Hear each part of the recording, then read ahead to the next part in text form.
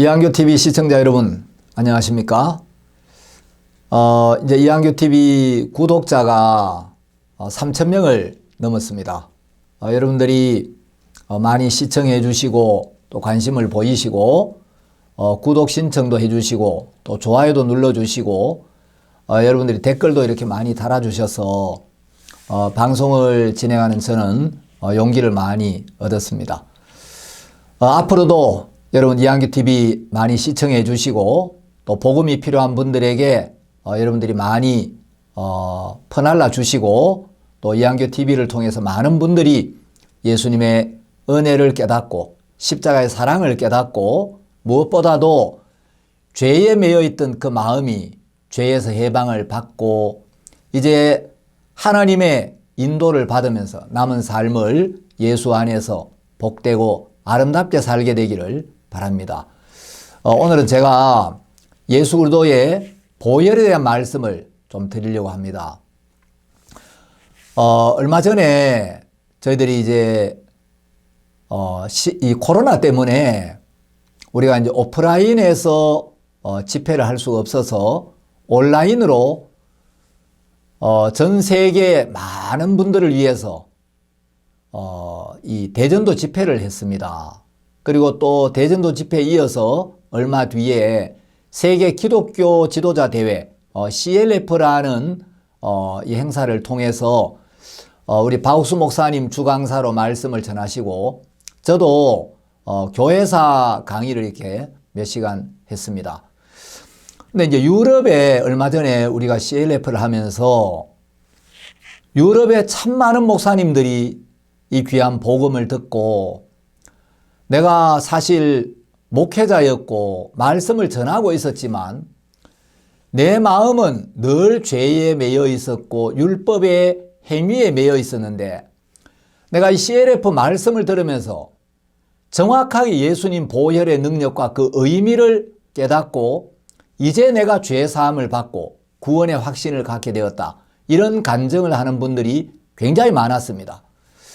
그래서 제가 깜짝 놀란 것은 덴마크의 한 목사님이 제가 이 사실인지 정말 의문이 가는데 우리 덴마크는 얼마 전부터 교회 안에서 피라는 단어를 쓸 수 없도록 법으로 정해서 우리가 이 교회 안에서 예수님의 피, 예수님의 보혈에 대한 이야기를 할 수 없도록 법적으로 이 제재를 하고 있습니다. 그런데 내가 이번에 이 말씀을 들으면서 그 예수님의 피가 얼마나 귀하고 얼마나 놀라운지 정말 이 피가 빠진 설교는 죽은 설교구나 하는 걸 깨달았습니다. 이런 이야기를 하는 분이 계셨습니다. 여러분 16세기 독일에서 종교개혁을 했던 그 마르틴 루터는 이런 이야기를 했습니다. 빨래를 짜보아라. 그럼 물이 나올 것이다. 성경을 짜보아라. 피가 나올 것이다. 구약 성경을 짜보면 어린 양의 피가 나오고 신약 성경을 짜보면 예수 그리스도의 피가 나올 것이다. 성경을 펴서 성경 어디를 찔러보든지 성경을 찔러보면 피가 나온다. 성경에서 피를 보지 못하면 영적 소경이다. 이런 유명한 이야기를 했습니다. 제가 스펄전에 대한 이야기를 여러분들이 몇 번 했습니다. 18세기 영국의 어떤 분은 설교의 황제 또는 어떤 분은 설교의 황태자라고 이렇게 이야기하는 찰스 스펄전이 있습니다. 스펄전은 15살에 구원을 받고 17살부터 설교를 했습니다. 스펄전이 정말 복음을 많이 증거했고 특히 이제 자유주의 신학이 이 교회에 침투하는 걸 막기 위하여 자유주의 신학자들과 맞서 싸웠던 참 귀한 하나님의 종입니다. 스펄전의 설교는 국내에도 많이 번역되어 있고 저도 스펄전의 설교를 여러 권 읽어봤는데 스펄전의 생애를 연구하고 스펄전에 대한 그 평전을 쓴 많은 분들이 스펄전의 모든 설교는 복음 설교였다. 복음의 핵심은 그리스도의 대속이다. 그 대속의 중심에는 예수 그리스도의 십자가의 보혈이 있다. 이렇게들 이야기를 하고 있습니다. 19세기 대표적인 복음 전도자라면 D.L. 무디를 우리가 이야기하지 않을 수가 없습니다. 시카고를 중심으로 복음을 전했고 또 영국에 가서도 힘있게 복음을 전했던 정말 귀한 하나님의 사람이었습니다. D.L. 무디는 정규 교육도 변변하게 받지를 못했고 목소리도 아주 걸걸했고 또 콧소리도 이렇게 별로 좋지가 않았고 지금 그가 남긴 그 설교 원고나 또 편지들을 보면 문법에 맞지 않는 문법적인 오류들이 굉장히 많다고 합니다. 한 번은 무디가 집회를 하는데 어떤 영문학 교수님이 그 집회를 참석했었습니다. 무디가 이제 30분 정도 말씀을 전했는데 그 짧은 말씀을 듣고 많은 사람들이 예수님이 내 죄를 씻기 위해 십자가에 못 박혀 돌아가셨구나.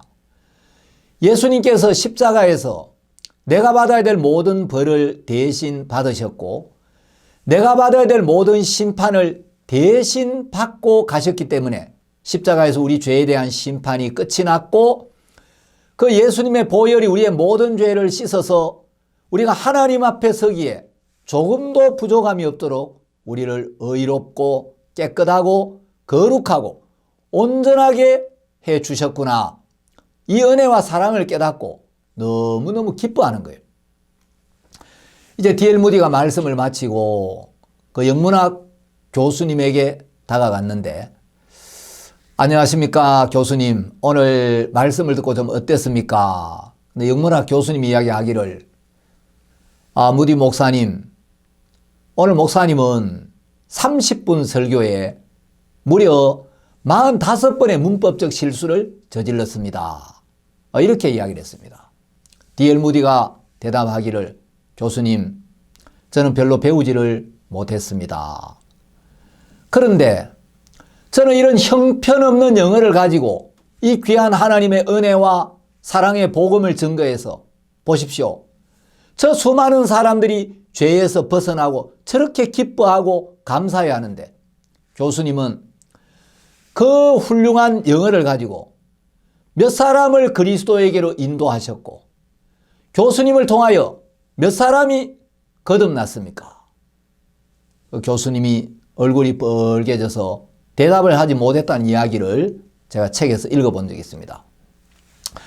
무디는 별로 배우지도 못했고 또 말을 잘하는 사람도 아니었고 뭐 문법적으로도 굉장히 실수가 많았지만 무디가 전한 말씀은 굉장히 능력이 있었고 수많은 사람들의 마음을 감동시키고 많은 사람들의 마음에 놀라운 변화를 주었으며 무디의 말씀을 듣고 수많은 사람들이 죄에서 율법에서 육신에서 사단의 권세에서 벗어나 주님과 동행하며 밝고 깨끗하고 아름다운 삶을 살았습니다.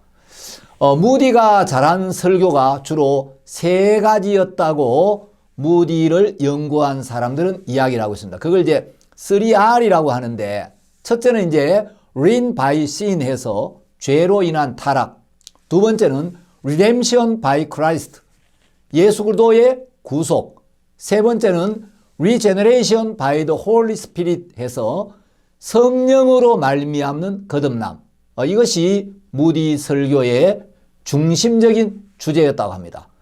무디는 우리가 죄로 인해 타락이 되었고 그 죄의 결과가 얼마나 심각하고 죄가 얼마나 무서운지, 그 죄의 삭시 사망이고 죄 사함을 받지 못하면 누구든지 영원한 멸망을 당할 수밖에 없다는 사실을 강조했고, 두 번째, 우리가 그 죄 때문에 멸망을 당할 수밖에 없는데 하나님께서 우리 영혼을 사랑하셔서 우리를 죄에서 온전히 구원해 주시고 우리의 모든 죄를 깨끗하게 씻어서 우리가 예수 그리스도의 공로를 힘입어 예수 그리스도의 은혜를 힘입어 예수 그리스도의 보혈의 능력으로 말미암아 죄 사함을 받고 의인으로 거듭나서 하나님 앞에 아무런 거리낌 없이 담대하고 당당하게 나아갈 수 있는 이 은혜를 베푸신 그 하나님의 복음을 증거하는 데 일생을 바쳤습니다.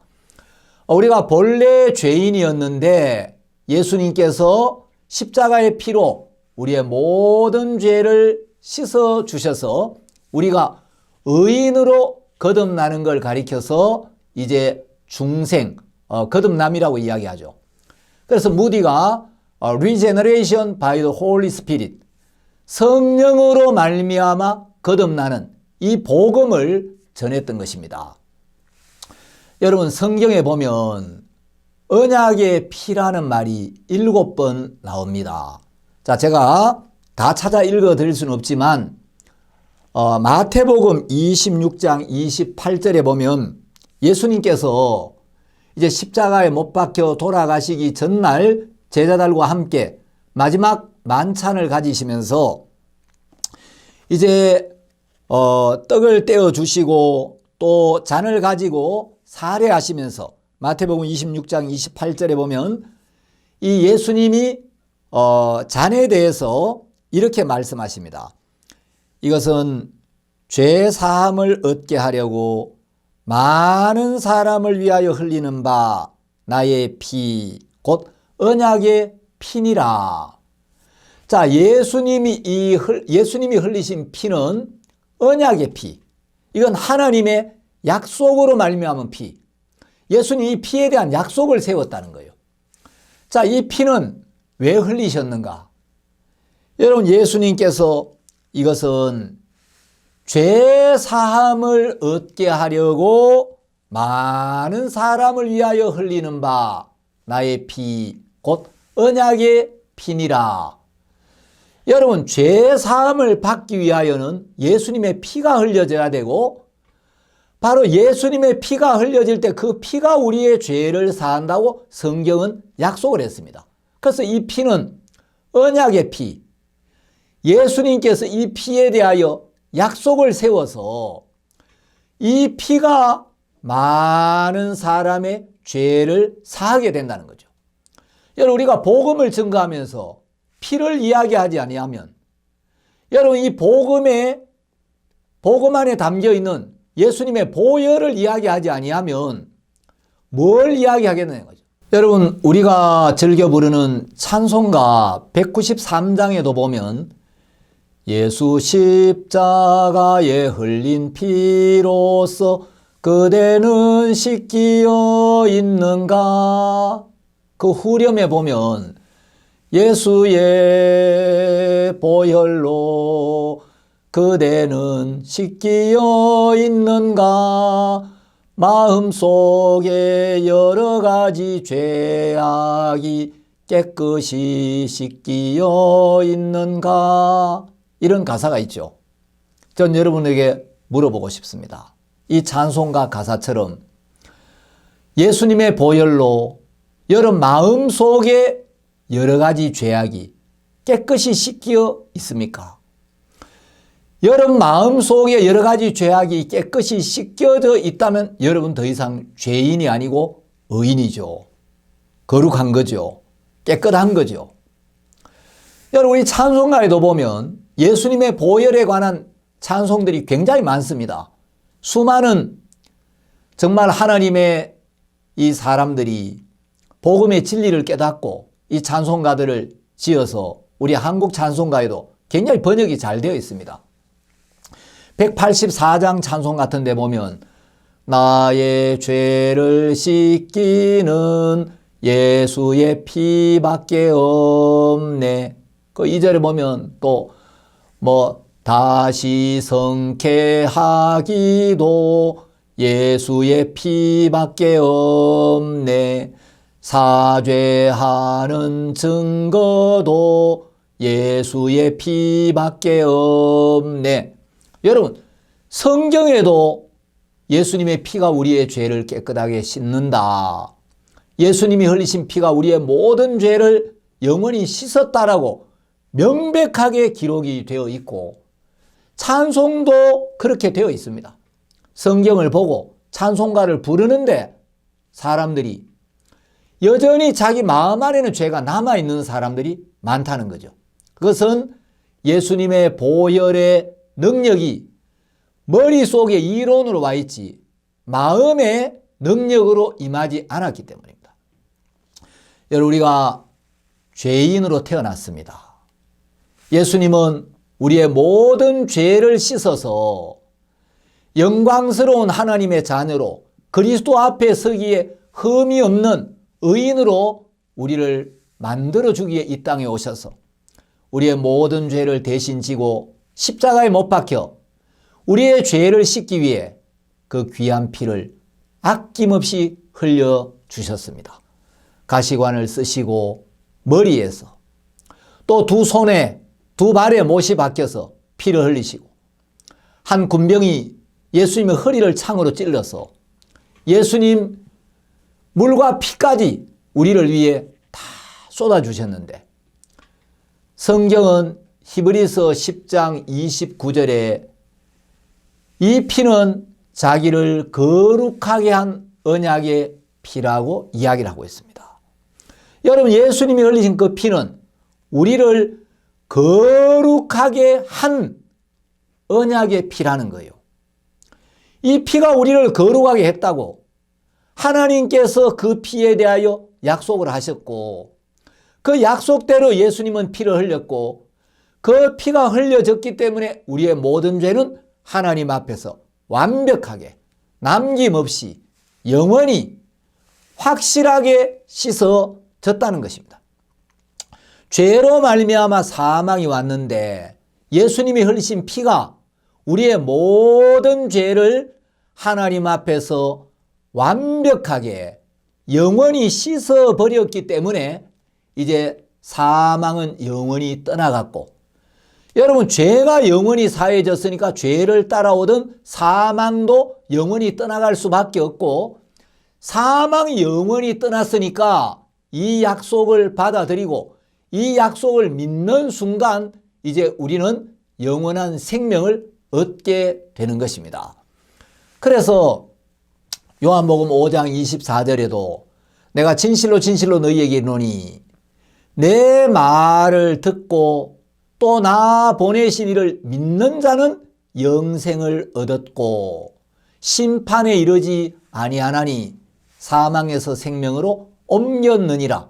예수님께서 두 번이나 진실로 너희에게 이르노니 여러분, 예수님이 진실로라고 이야기하지 않아도 예수님의 모든 말씀은 진실하고 예수님의 모든 말씀은 진리입니다.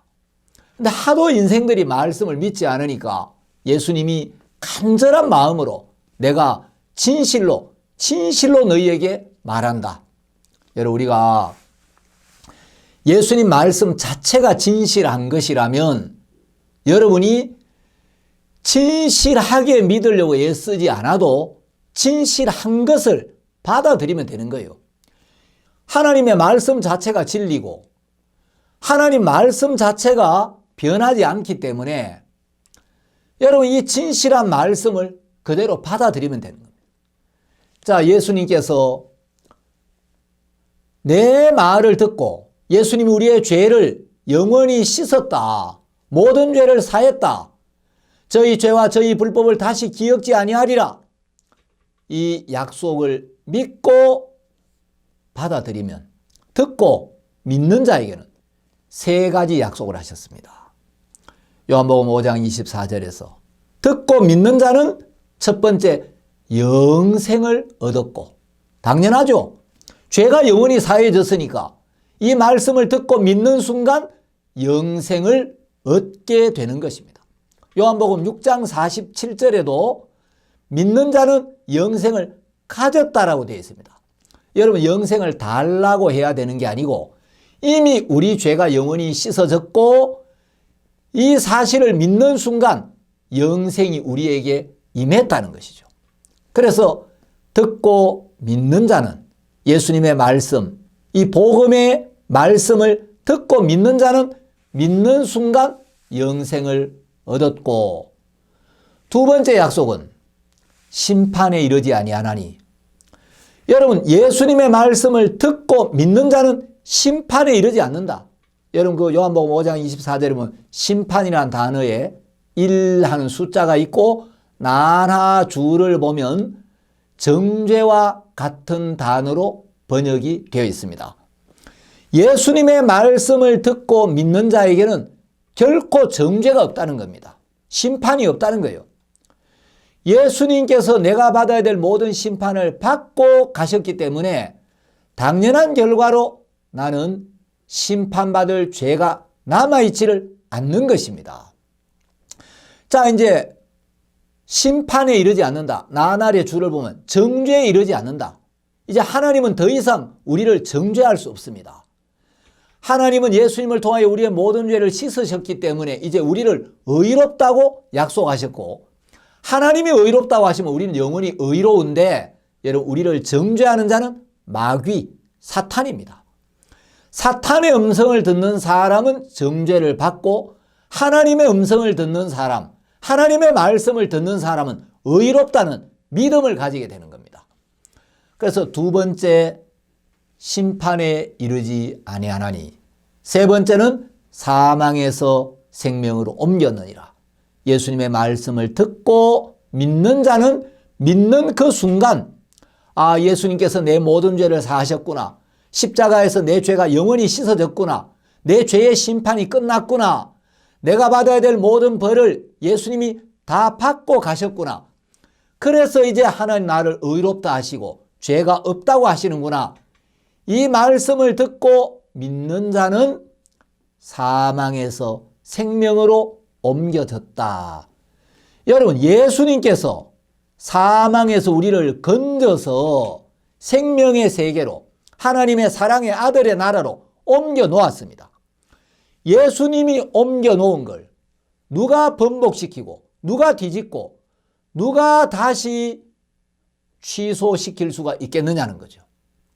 이제 여러분, 우리는 예수님으로 말미암아 의롭게 되었고, 더 이상 심판을 받지 않게 되었고, 이제 이 복음을 듣고 믿는 순간 사망에서 생명으로 옮겨진다고 말씀하신 이 예수님의 말씀을 시청자 여러분이 듣고 마음에 믿음을 가져서 예수님이 주시는 평안을 누리고 영원한 생명을 얻고, 이제 나도 의인이다, 나도 죄사함을 받았다, 나도 이제 하늘나라 갈 수 있다, 나도 하나님의 자녀가 되었다, 이 믿음 안에서 여러분 이제 예수님의 인도를 받는 복된 삶을 사시게 되기를 바랍니다. 감사합니다.